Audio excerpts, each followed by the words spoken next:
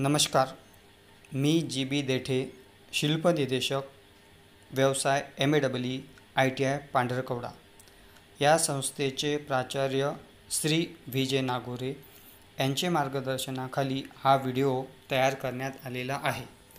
या व्हिडिओमध्ये हीट इंजिनचे प्रकार आपण पाहणार आहोत। फ्लो चार्टमध्ये हीट इंजिनचे प्रकार दाखवण्यात आलेले आहेत। या आकृतीमध्ये सर्वसाधारण हीट इंजिनची रचना दाखवण्यात आलेली आहे। हीट इंजिन म्हणजे एखादी मशीन जी हीट एनर्जीला मेकॅनिकल वर्कमध्ये रूपांतरित करते, त्याला आपण इंजिन म्हणतो।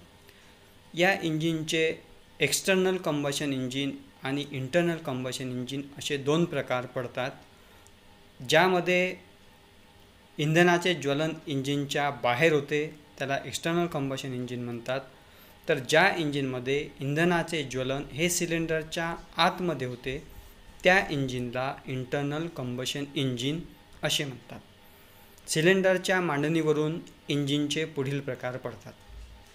पहिला इनलाइन इंजिन। या प्रकारामध्ये सिलेंडर एका रेषेत असतो, यामध्ये बॅलन्सिंग व टॉर्क चांगला मिळतो। दुसरा प्रकार व्ही टाईप इंजिन होय।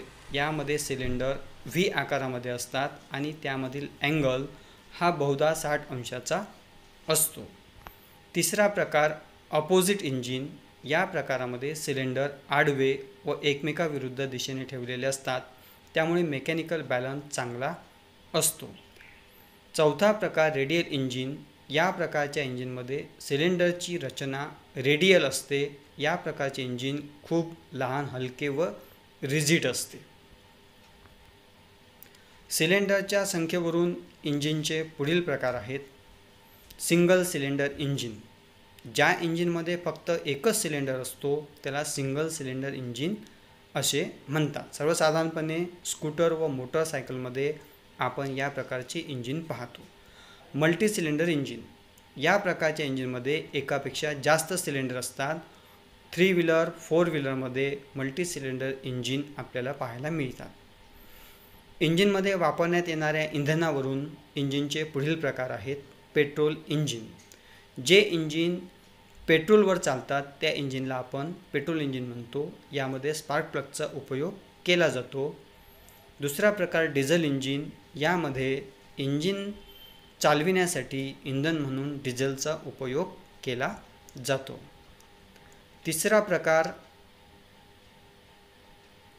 गॅस इंजिन होय। ज्या इंजिनमध्ये पेट्रोल व डिझेल व्यतिरिक्त गॅसचा उपयोग केला जातो त्याला गॅस इंजिन असे म्हणतात। स्ट्रोकनुसार इंजिनचे पुढील प्रकार आहेत। Stroke engine. यामध्ये फ्लायव्हीलच्या एका फेऱ्यात आपल्याला एक पॉवर स्ट्रोक मिळतो, म्हणून याला 2 स्ट्रोक इंजिन म्हणतात। दुसरा 4 स्ट्रोक इंजिन।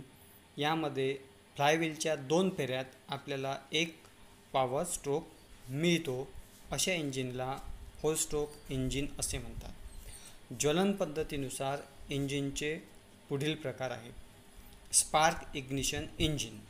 पेट्रोल इंजिनला स्पार्क इग्निशन इंजिन अर्थात SI इंजिन असं म्हटलं जातं। यामध्ये कार्बोरेटरचा उपयोग होतो। या इंजिनमध्ये उच्च दबावाखाली असलेल्या हवेमध्ये डिझेलचा पुरवठा केला जातो। कूलिंग पद्धतीनुसार इंजिनचे पुढील प्रकार आहेत। Air cooling engine. यामध्ये इंजिन हे हवेद्वारे थंड केले जाते, म्हणून याला एअर कूलिंग इंजिन असे म्हणतात। दुसरा प्रकार वॉटर कूल्ड इंजिन। यामध्ये वॉटर कूलिंग सिस्टीम, यालाच लिक्विड कूलिंग सिस्टीम असेही म्हणतात। यात रेडिएटरमध्ये कूलंटचा वापर केला जातो। धन्यवाद।